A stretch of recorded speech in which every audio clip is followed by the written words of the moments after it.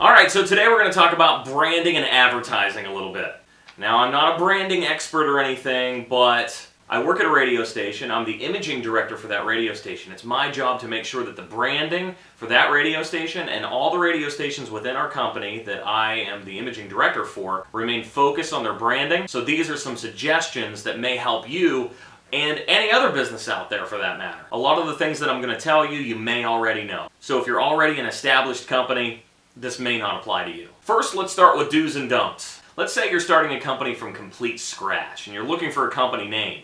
Do your very best to keep it short and simple. And in most cases, keep it to a 3-word max. Make sure your business name is exactly the same way on all your materials, whether it's in the phone book, on your website, on Facebook, Twitter, whatever it may be. Make sure you don't alter the actual name of your business. Another great idea, and in my point a must, is to have a great slogan for your business. Now we're going to use my business for example, alright? So, DJ Bo Entertainment.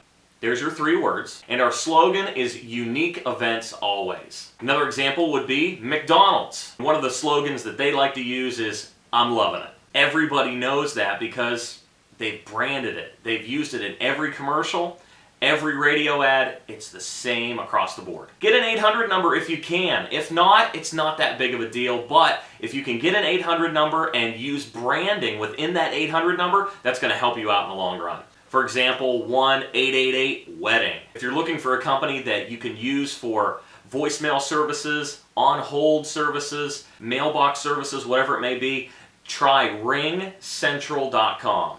These guys have got it going on, and it is absolutely flawless. You can have calls forwarded to anybody's phone, any time of the day. You can turn calls on and off. You can have voicemails emailed to you and so much more. So check it out, ringcentral.com. Do use Facebook to advertise to your clients. And I'd highly suggest if you have a specific event or maybe you're throwing your own bridal show or whatever it may be, you want to get the word out.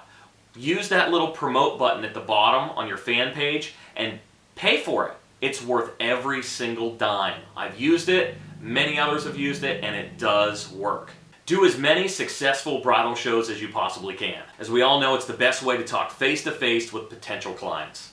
And of course, do your research on those shows to make sure that they are successful shows and you're going to get the return on your investment. Do network with other professionals in the industry, or all over the world for that matter. They may be able to help you grow your company or give you suggestions that they've used that works for them that may work for you. Do make sure your website is up to date, that it's modern looking, easy to navigate, ranking in the top 10 on a search engine in your market.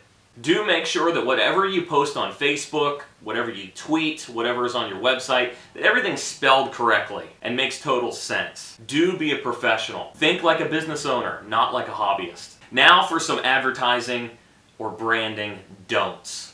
Don't use a phone number in your radio or TV ads unless it's extremely catchy. For example, like I said earlier, 1-888-WEDDINGS.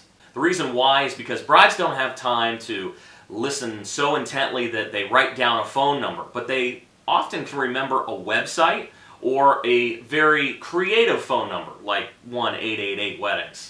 Don't let negative people into your life or into your business. They only make it harder for you to focus on your business and make your business more successful. Now this is a thing that some DJs are going to agree and disagree on, and it's okay to disagree. Personally, I don't think using a small car to show up to your gigs in is a good idea.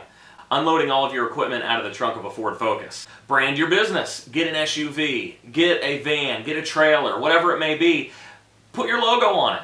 And people that say that all that's doing is giving people a reason to break into your vehicle because they know that it's you, they're not thinking about branding as much as they're thinking about, oh no, what am I going to do if I don't have any backup equipment? If you live in a bad neighborhood, make sure your car or your trailer is in a storage locker.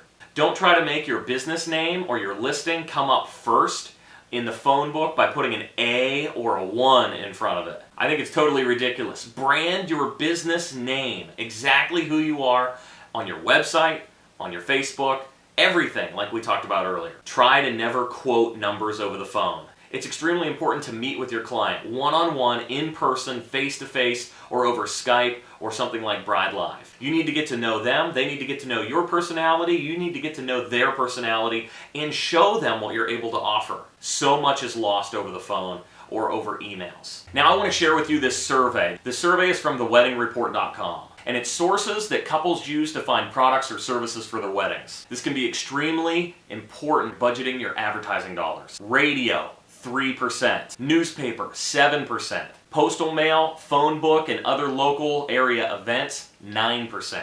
Television, 9%. Existing business recommendation, 20%. Social networks like Facebook, Twitter, Pinterest, and all those others, 25%. Wedding and bridal event like a bridal expo or bridal show, 40%. Family or friend recommendation, 61%. Bridal magazines, 61%. Bridal websites like The Knot or Wedding Wire, 76%. And the number one source that couples use to find products or services for their wedding, search engines, 78%. So where are you budgeting your advertising dollars? The days of the phone book and the newspaper are over. People have smartphones and the internet is everywhere. Is your website different, up-to-date, fun, modern-looking? Everything that we talked about earlier? Think about it. So there you go, there's our DJ tips for this week. New tips once a week. Make sure that you rate, you comment, you subscribe, and all that wonderful stuff. Did you do it? Subscribe button? Did you comment? Did you hit like? Did you hit the thumbs up button? You hit the thumbs down button, didn't you? Thanks for watching, and goodbye.